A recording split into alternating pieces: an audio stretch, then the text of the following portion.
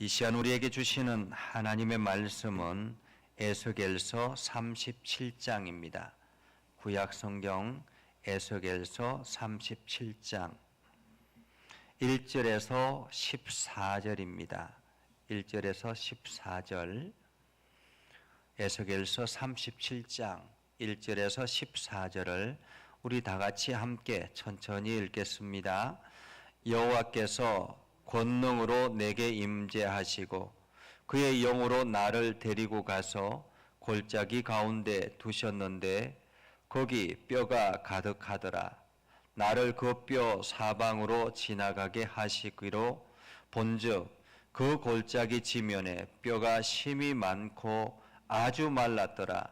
그가 내게 이르되 인자야 이 뼈들이 능히 살 수 있겠느냐 하시기로 내가 대답하되 주 여호와여 주께서 아시나이다. 또 내게 이르시되 너는 이 모든 뼈에게 대언하여 이르기를 너희 마른 뼈들아 여호와의 말씀을 들을지어다. 주 여호와께서 이 뼈들에게 이같이 말씀하시기를 내가 생기를 너희에게 들어가게 하리니 너희가 살아나리라. 너희 위에 힘줄을 두고 살을 입히고 가죽으로 덮고 너희 속에 생기를 넣으리니 너희가 살아나리라. 또 내가 여호와인 줄 너희가 알리라 하셨다 하라. 이에 내가 명령을 따라 대언하니 대언할 때에 소리가 나고 움직이며 이 뼈 저 뼈가 들어맞아 뼈들이 서로 연결되더라. 내가 또 보니 그 뼈에 힘줄이 생기고 살이 오르며 그 위에 가죽이 덮이나 그 속에 생기는 없더라. 또 내게 이르시되 인자야 너는 생기를 향하여 대언하라. 생기에게 대언하여 이르기를 주 여호와께서 이같이 말씀하시기를 생기야 사방에서부터 와서 이 죽음을 당한 자에게 불어서 살아나게 하라 하셨다 하라. 이에 내가 그 명령대로 대언하였더니 생기가 그들에게 들어가매 그들이 곧 살아나서 일어나 서는데 극히 큰 군대더라. 또 내게 이르시되 인자야 이 뼈들은 이스라엘 온 족속이라. 그들이 이르기를 우리의 뼈들이 말랐고 우리의 소망이 없어졌으니 우리는 다 멸절되었다 하느니라. 그러므로 너는 대언하여 그들에게 이르기를 주 여호와께서 이같이 말씀하시기를 내 백성들아 내가 너희 무덤을 열고 너희로 거기에서 나오게 하고 이스라엘 땅으로 들어가게 하리라. 내 백성들아 내가 너희 무덤을 열고 너희로 거기에서 나오게 한저 너희는 내가 여호와인 줄을 알리라. 내가 또 내 영을 너희 속에 두어 너희가 살아나게 하고 내가 또 너희를 너희 고국 땅에 두리니 나 여호와가 이 일을 말하고 이룬 줄을 너희가 알리라. 여호와의 말씀이니라. 아멘. 오늘도 하나님의 은혜가 여러분에게 가득하기를 바랍니다. 여러분들이 하는 모든 일들 속에는 하나님의 능력과 성령의 충만함으로 가득하기를 주님의 이름으로 축복합니다. 온라인상에서 함께 예배하는 우리 곽선호 권사님 주님 뜻대로 살기를 원합니다 하고 우리 김광식 장로님과 두 분이 아멘 하셨습니다. 우리 두 분 모두 다가 그리고 또 댓글을 남겨두지 않았지만은 이 예배하는 모든 이들이 하나님의 은혜와 복으로 가득하기를 주님의 이름으로 축복합니다. 제가 살았던 고향이 경상남도 산청입니다. 이 산청은 지리산을 끼고 있습니다. 그렇기 때문에 과거에 한국 전쟁 때 북한군이 낙동강을 앞에 두고 후퇴했을 때 이 지리산을 근거지로 빨치산 활동을 했습니다. 그때 빨치산 활동을 하면서 몇몇 장소에서 농민들을 대량 학살하는 그러한 일들이 있었습니다. 몇십 년이 지난 후에 그 학살 장소가 발견되었고 가장 끔찍한 현장은 수십 혹은 수백 명의 사람들이 집단적으로 그곳에서 살해당해서 무덤을 만들어 준 것도 아니고 그냥 뼈들이 세상에 여기저기 널브러져 있어 발견되었다는 사실입니다. 처음을 이것을 발견했을 때 사람들은 경악을 금치 못했다, 그렇게 이야기를 합니다. 사실 그렇죠. 보통 사람들이 엄청나게 많은 뼈들이 몰려있는, 사람의 뼈가 몰려있는 그곳에 가면 굉장히 두렵거든요. 제가 어릴 때 산에 이렇게 소를 먹이러 다니다 보면 그냥 이렇게 사람 뼈나 짐승 뼈가 이렇게 여기저기 있는 것을 보면 굉장히 그냥 두려움이 있었는데, 그것도 한두 개가 아니라 엄청나게 많은 뼈들의 무덤이 있다면 얼마나 두렵겠습니까? 오늘 본문은 에스겔 선지자가 이런 대량 유골 현장을 경험한 이야기입니다. 때는 남유다가 멸망을 하고 바벨론으로 끌려간 지 오랜 시간이 지났습니다. 에스겔 37장 1절에 따르면 여호와의 권능이 자신을 어느 골짜기로 끌고 갔다, 이렇게 말하고 있습니다. 여호와의 권능이 그의 손을 잡고 그를, 에스겔 선지자를 끌고 어느 골짜기로 갔다. 여기서 여호와의 권능은 여호와의 손, 하나님의 손을 의미합니다. 이 말씀은 하나님께서 직접적으로 에스겔을 이끌고 갔다, 이런 말이기도 하죠. 여호와의 손에 이끌려서 골짜기를 가게 됐는데 그 골짜기는 뼈들이 가득한 골짜기였습니다. 그때 에스겔 선지자가 본 장면을 이렇게 기록하고 있습니다. 나를 그 뼈 사방으로 지나가게 하시기로 본저 그 골짜기 지면에 뼈가 심이 많고 아주 말랐더라. 뼈가 심이 많고 아주 말랐더라. 이 한마디만으로도 그 광경이 눈에 선합니다. 꿈에라도 나올까 아주 두려운 섬뜩한 느낌이 드는 그러한 장면이라고 볼 수 있죠. 에스겔 선지자가 반쯤 정신줄을 놓고 있을 때 여호와의 말씀이 들려졌습니다. 인자야, 이 뼈들이 살아날 것 같으냐라는 것입니다. 인자야, 이 뼈들이 살아날 것 같으냐. 여러분 생각은 어떻습니까? 이 골짜기에 엄청나게 마른 뼈들이, 엄청나게 많은 뼈들이 널브러져 있는데 그 뼈가 모두 다 말라가지고 오랫동안 말라 있습니다. 이것이 살아날 것 같습니까? 마른 유골이 다시 사람의 형체를 갖추고 살아난다는 것은 말이 되지 않습니다. 죽어서 이미 유골이 된 사람들이 다시 살아날 수 없다는 사실을 에스겔 선지자가 모를 리가 없지요. 그러나 지금 하나님의 영에 이끌려서 그 골짜기로 온 사람이기 때문에 당연히 쉽게 대답할 수가 없습니다. 그래서 에스겔 선지자가 이렇게 대답하죠. 주 여호와여, 주께서 아십니다. 주 여호와여, 주께서 아십니다. 어쩌면은 이 대답이 최선이라고 말할 수 있습니다. 신약 성경에 보면 예수님께서 베드로에게 내가 나를 사랑하느냐라고 물으실 때가 있었습니다. 그때가 언제냐면 예수님께서 십자가에 달려 죽고 다시 부활하셔서 베드로에게 찾아가셔서 내가 나를 사랑하느냐라고 물었습니다.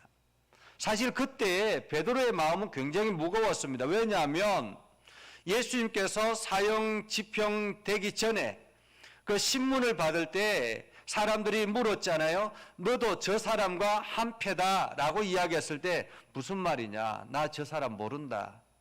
한마디로 베드로는 예수님을 모른 척했습니다. 예수님을 모른다고 했습니다. 예수님과 전혀 관계없는 사람이라고 했습니다. 심지어는 나중에는 저주까지 했습니다. 그리고 난 다음에 예수님께서 십자가에 죽으셨습니다. 얼마나 마음이 무겁겠습니까? 그 예수님 평생을 그 3년 동안 동거동락하며 늘 예수님을 최고의 스승이라고 생각했던 베드로가, 그렇게 살아왔던 베드로가 예수님을 모른다고 이야기를 하고 예수님은 저주까지 했으니 얼마나 그 마음이 무겁겠습니까? 그런데 다시 부활하셔서 베드로 앞에 나타나셔서 야, 너 나 사랑하니? 라고 물었을 때 베드로는 주여, 주께서 아십니다. 이렇게 말합니다. 주께서 아십니다. 한마디로 대답하기가 곤란하다라는 말이지요. 오늘 에스겔 선지자의 대답도 그렇습니다. 주께서, 주 여호와여, 주께서 아십니다. 그러자 하나님께서 에스겔 선지자에게 마른 뼈들을 향해서 이렇게 외치라고 합니다. 내가 생기를 너희에게 들어가게 하리니 너희가 살아나리라. 너희 위에 힘줄을 두고 살을 입히고 가죽으로 덮고 너희 속에 생기를 넣으리니 너희가 살아나리라. 또 내가 여호와인 줄 너희가 알리라. 에스겔은 하나님의 영이 시키는 대로 그 마른 뼈를 향해서 외칩니다. 참으로 황당하죠. 마른 뼈를 향해서 야, 이 마른 뼈들아 너가 살아날 것이다 라고 외친다라는 것이 쉬운 일이겠습니까? 이미 죽어 있는 사람들, 그리고 죽어서도 너무 오랜 시간이 지나서 뭐 다 해체된 그런 상황에서 그 뼈들을 향해서 외친다라는 건 쉬운 일이 아니죠. 그럼에도 불구하고 하나님께서 외치라고 하니까 그렇게 외쳤습니다. 그런데 신기한 일이 벌어지기 시작했습니다. 마른 뼈들이 여기저기 움직이더니 서로가 연결되기 시작했습니다. 뼈들이 부딪히는 소리가 요란하게 들렸습니다. 여기저기서 뼈들이 부딪히는 소리가 들립니다. 뼈가 사람의 형체를 갖추자 힘줄이 생기고 살이 붙기 시작하고 그 위에 가죽이 덮이기 시작했습니다. 정말로 공상 영화에나 나올 법한 그러한 장면이지 않습니까? 에스겔이 본 자기 자신도 너무너무 신기했을 것이라고 생각이 되어집니다. 그 골짜기의 뼈들이 이제 다 사람의 형체를 갖추게 되었습니다. 그런데 문제가 생겼습니다. 사람의 모습은 되었지만은 이 사람이 움직이지를 못하는 것입니다. 아직 생기가 없었기 때문이죠. 사람의 모습은 만들어졌는데 생기가 없으니 사람의 역할을 할 수가 없었던 것입니다. 에스겔은 다시 하나님으로부터 말씀을 듣습니다. 생기야, 사방에서부터 와서 이 죽음을 당한 자에게 붙어서 살아나게 하라. 생기야, 사방에서부터 와서 이 죽음을 당한 자에게서 붙어서 살아나게 하라. 에스겔이 여호와의 말씀을 따라 외치자 생기가 그들에게 들어가기 시작했습니다. 이제야 그들이 일어나 움직이기 시작했는데 큰 군대를 이룰 정도로 숫자가 많았다고 합니다. 하나님은 왜 에스겔 선지자에게 마른 뼈를 향해서 외치라고 했을까요? 내가 생기를 너희에게 들어가게 하리니 너희가 살아나리라. 너희 위에 힘줄을 두고 살을 입히고 가죽으로 덮고 너희 속에 생기를 넣으리니 너희가 살아나리라. 또 내가 여호와인 줄 너희가 알리라. 이 말씀은 당시 절망 가운데 있는 이스라엘 백성들, 마치 죽은 것과 같이 되어 있는 포로 생활하고 있는 이스라엘 백성들, 그 백성들에게 하나님께서 너희를 살릴 것이다 라고 말씀하라는 의미입니다. 하나님께서 너희를 살릴 수 있다라는 말씀이죠. 이것은 오늘 이 시대의 절망의 자리에 있는 이들에게 하나님께서 당신을 살릴 수 있다라는 그 말씀을 대언하라, 외치라고 말씀하시는 오늘 우리를 향한 명령이라고 말할 수도 있습니다. 우리는 절망의 자리에 있는 사람들에게 하나님의 말씀을 대언해야 합니다. 하나님께서 당신을 살릴 수 있습니다. 하나님께서 당신을 살릴 수 있습니다.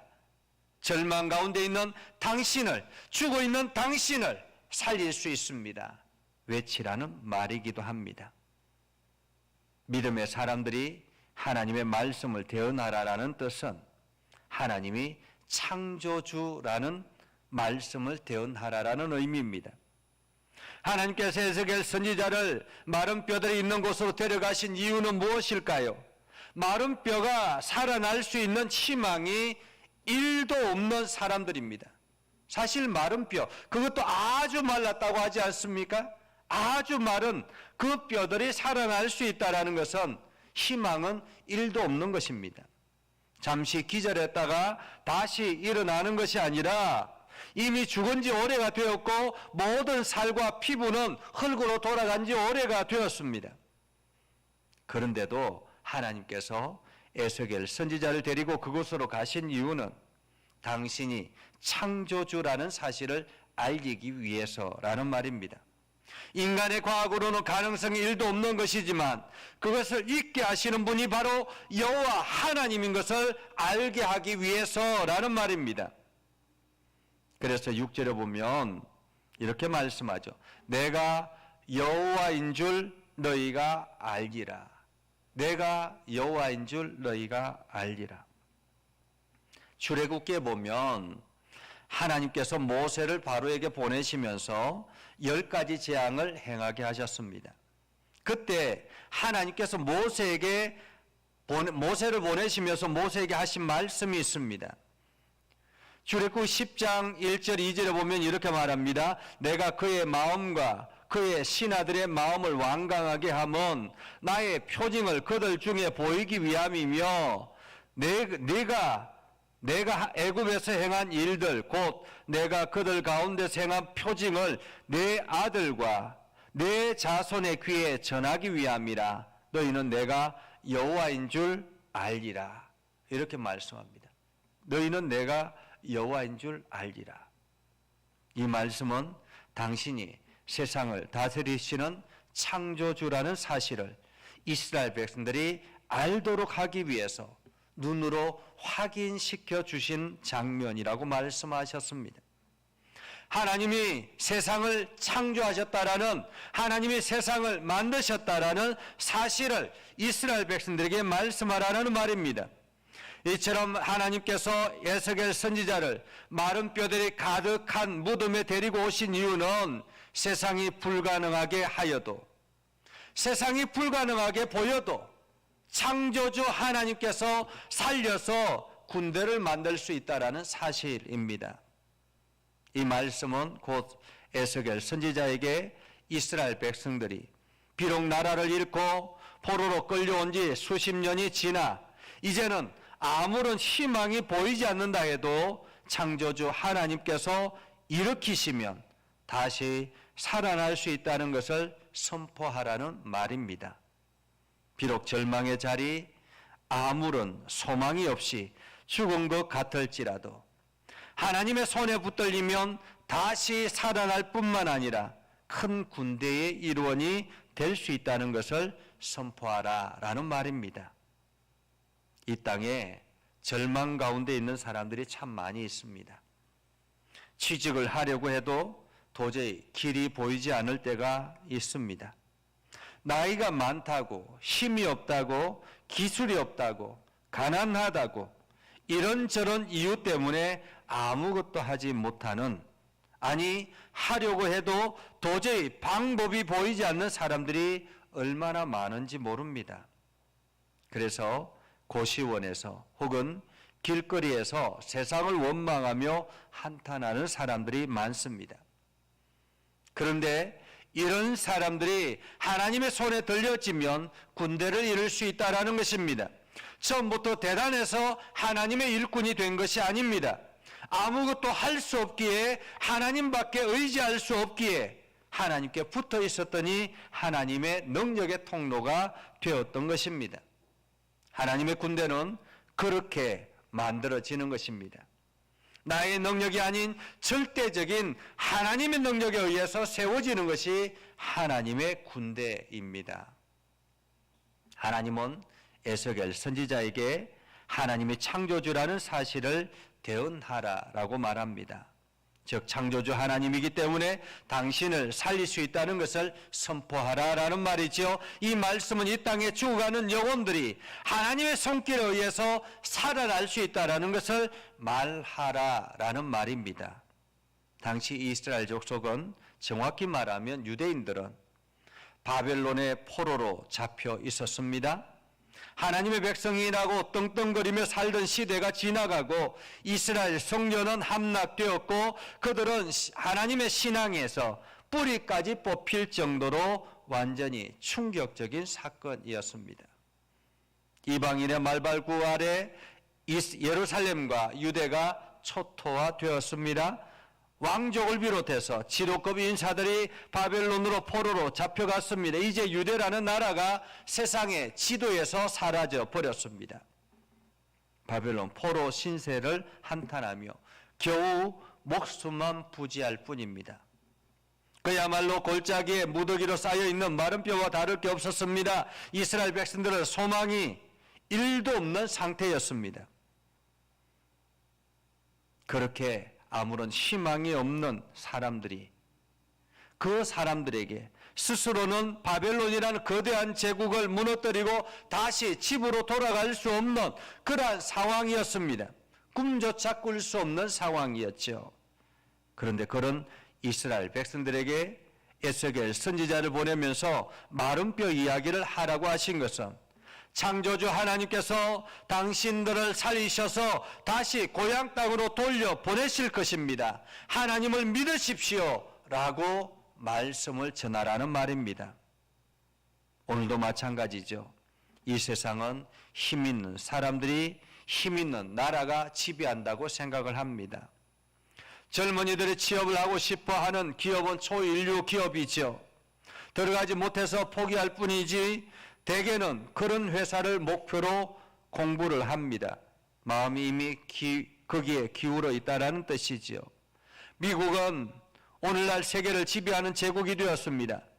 그러한 군사력은 세계 모든 나라를 자기들 구미에 맞도록 좌지우지할 수 있습니다. 그들의 국방비는 나머지 2위에서 8위에 속하는 나라의 군사비를 맞먹을 정도로 엄청나게 지출을 하고 있습니다. 어쩌면 에스겔 선지자가 있던 바벨론과 같은 거대한 제국이죠. 사람들은 그런 경제적인 힘과 군사적인 힘이 세상을 통치한다라고 생각합니다. 그래서 한편으로는 그들을 싫어하면서 또 다른 한편으로는 그들을 부러워하고 두려워하기도 합니다. 그런 생각이 우리 속에 무의식 속에 잠재해 있습니다. 오늘 내가 여호와인 줄 너희가 알리라 이런 말씀은 어쩌면 그러한 생각에 잠겨 있는 사람들에게 세상의 힘이 아니라 세상의 능력이 아니라 세상의 군사력이 아니라 경제력이 아니라 바로 하나님이다라는 사실을 알게 하기 위해서라는 말입니다. 눈에 보이는 세상의 권력이 재력이 모든 것을 움직인다고 생각을 합니다. 그러나 하나님은 권력이 재력이 사람을 살리는 것이 아니라 바로 하나님 당신이 새 사람을 살린다고 말씀하고 있습니다. 그런데 오늘 에스겔 선지자에게 아주 중요한 사실 하나를 알려주시죠. 그것은 바로 마른 뼈가 사람의 형체를 갖추어도 사람의 역할을 할 수 없다라는 것입니다. 거기에는 반드시 필요한 것이 있는데 그것이 바로 생기라는 것입니다. 생기라는 단어가 5절, 6절, 8절, 9절, 10절에 계속 이어서 반복됩니다. 하나님은 유대 백성들에게도 생기와 똑같은 뜻인 하나님의 영을 부어주시겠다라고 말씀하셨습니다. 내가 또 내 영을 너희 속에 두어 너희가 살아나게 하고 라는 말이죠. 하나님의 영을 받아야만이 군대가 되고 하나님이 여호와인 줄 알게 된다라는 말입니다. 하나님이 창조주이고 우리가 피조물이라는 사실을 실제적으로 깨닫게 된다라는 말이지요. 하나님의 영이 없으면 아무리 머리가 영특해도 마음이 착하고 인격적으로 바르게 되었다 할지라도 하나님을 깨달을 수가 없는 것입니다. 하나님의 영은 우리로 하여금 하나님이 창조주이고 우리가 피조물인 것을 깨닫게 하는 것입니다. 이로 인해서 우리는 마른 뼈가 살아나듯이 새로운 생명을 경험하게 된다라는 사실입니다. 즉 하나님의 영은 죄와 사망 아래 있는 모든 택한 백성들을, 그 죽은 영혼들을 다시 살려내서 하나님의 거룩한 군대로 세우시게 한다라는 말입니다.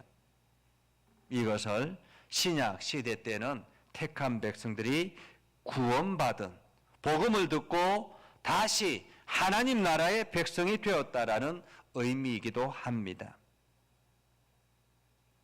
오늘 우리 주변에 널려져 있는 마른 뼈들, 죽은 것 같은 그러한 마른 뼈들, 그들을 향해서 살릴 수 있는 것은 바로 하나님의 능력입니다. 그리고 하나님의 영이 그들과 함께할 때 그들이 살아날 수가 있는 것입니다. 이것이 바로 성령의 역사라는 말입니다. 성령의 역사. 성령의 역사가 있기 때문에 능히 살아나고 하나님의 큰 군대가 될 수 있었던 것입니다. 교도소에 있는 한 재소자의 간증입니다. 처음 이 사람이 교도소에 왔을 때는 하나님을 알지 못하는 사람이었습니다. 성경을 가지고 다니는 사람을 보면 거룩한 사람이라고 비웃으며 놀렸습니다. 모두가 없는 하나님을 믿는다고 그렇게 생각했습니다. 그렇게 하다가 하나님이 너희 마음을 바꾸실 거야, 누군가 나에게 이렇게 말하면 늘 비웃었다고 합니다. 그런데 어느 날 이 사람이 예배를 준비하는 돕는 사람으로 배정이 되었다라는 것입니다. 평소에 기독교인들을 놀려서 누군가 지어낸 말인 줄 알았습니다. 그런데 실제로 그 일을 맡게 되었다라는 것을 알게 되었을 때 너무 당황했다고 합니다. 그래서 다른 대안을 찾아보았지만은 도저히 선택권이 없었습니다. 왜냐하면 이 봉사를 열심히 해야만이 형기를 단축시킬 수 있는 그러한 기회가 주어지기 때문에 그렇습니다.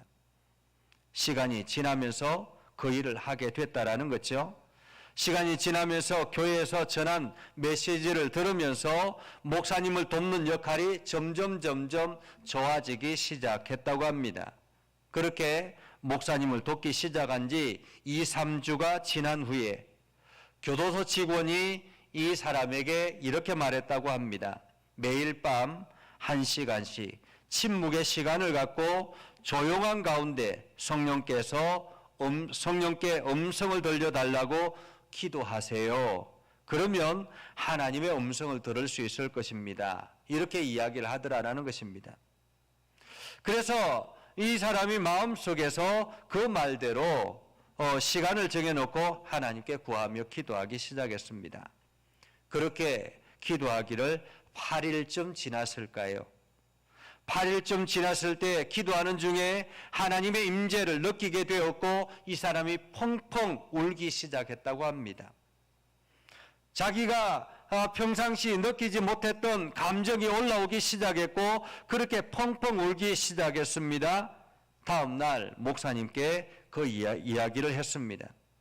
하나님께서 나에게 찾아오셨어요. 얼마나 눈물을 흘렸는지 몰라요. 하나님은 살아계세요 라고 이야기를 했다는 거죠. 그러자 목사님이 그 사람에게 당신은 성령을 체험한 것입니다. 그렇게 말해줬다라는 거예요.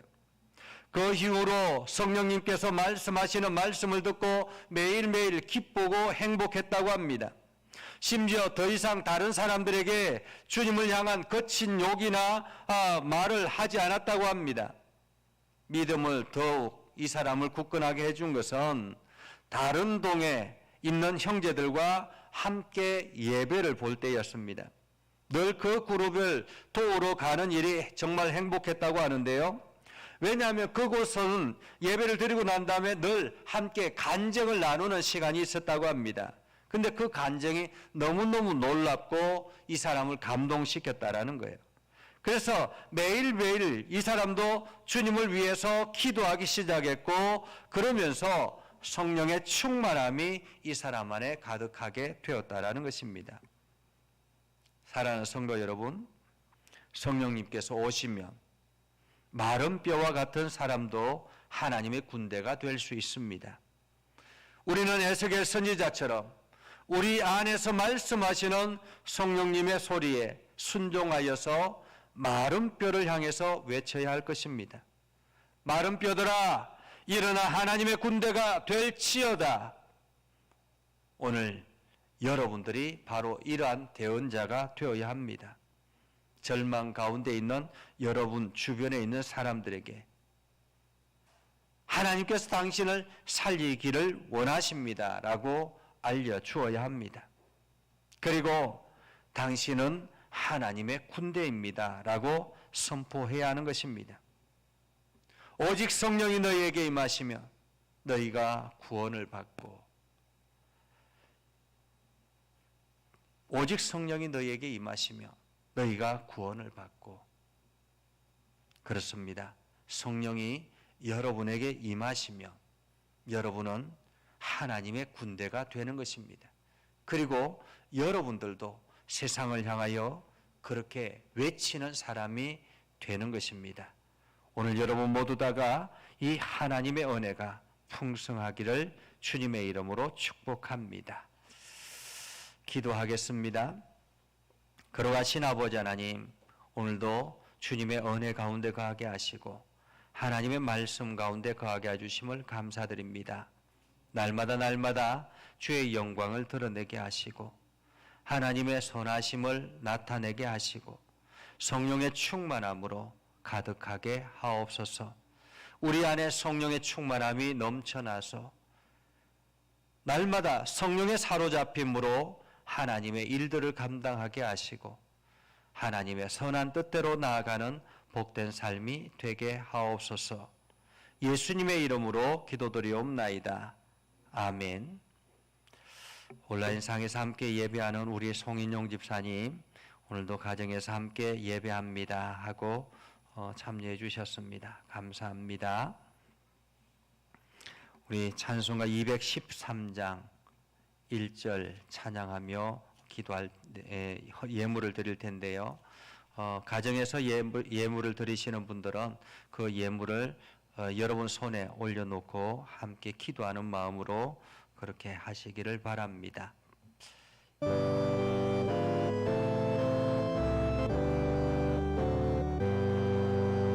나의 생명 드리니 주여 받아 주소서.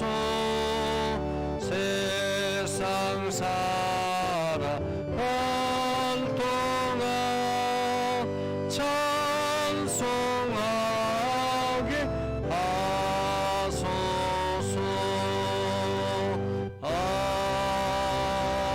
아멘. 기도하겠습니다.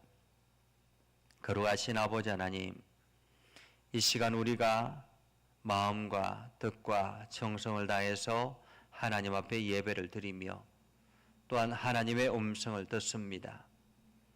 하나님의 말씀에 순종하기를 소망하고 성령의 충만함이 넘쳐나기를 기대하며 나아갑니다. 하나님, 우리와 함께 하셔서 날마다 새 힘을 얻게 해주시고 하나님의 풍성함을 경험케 해주시고 하나님의 영광을 드러내는 복된 삶을 살게 하여 주옵소서.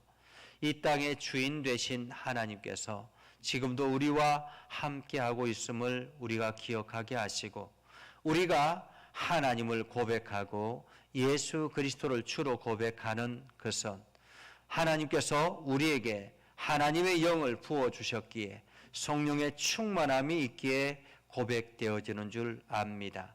이제 우리가 그 성령의 음성에 날마다 귀를 기울이게 하시고 순종하게 하옵소서. 이 시간 마음을 다해서 하나님 앞에 예물을 드립니다. 이 예물에는 우리의 정성이 가득해 있습니다. 하나님께서 우리에게 환경을 주시고 또한 우리에게 힘을 주셔서 물질의 소득을 얻게 되어서 이제 그 소득의 일부분을 하나님 앞에 올려드립니다. 감사의 마음으로 하나님 앞에 드리며 또한 선교하는 마음으로, 전도하는 마음으로, 하나님의 교회를 섬기는 마음으로 예물을 드립니다. 아버지 하나님, 또한 매 주일마다 추정 예물로 하나님 앞에 올려드립니다. 이 모든 예물들을 기억하여 주시고 특별히 저들의 간절한 기도의 제목을 응답하여 주셔서 아버지는 그 기도를 통해서 날마다 기쁨이 넘쳐나게 하옵소서. 응답의 기쁨이 저들의 삶 가운데 넘쳐나게 하옵소서. 이 예물이 쓰이는 곳곳마다 하늘의 기적이 나타나게 하옵소서. 예수님의 이름으로 기도드리옵나이다. 아멘. 주의 사랑으로 사랑합니다. 함께 찬양하겠습니다.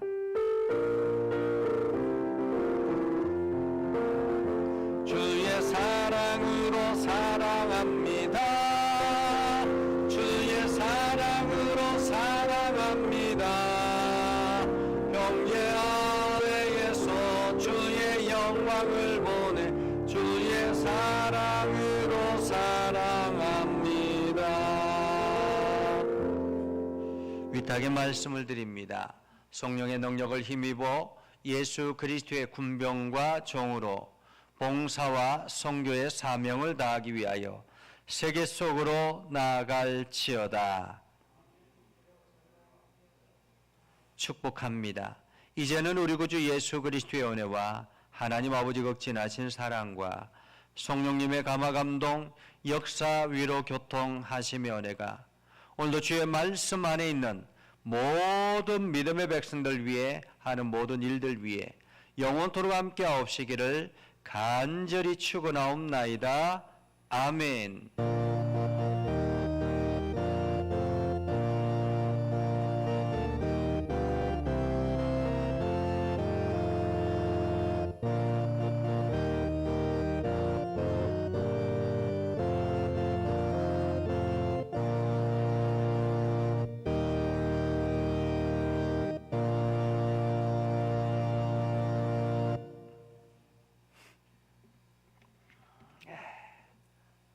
감사합니다. 여러분 모두 다 한 주간 또 건강하시기를 바랍니다.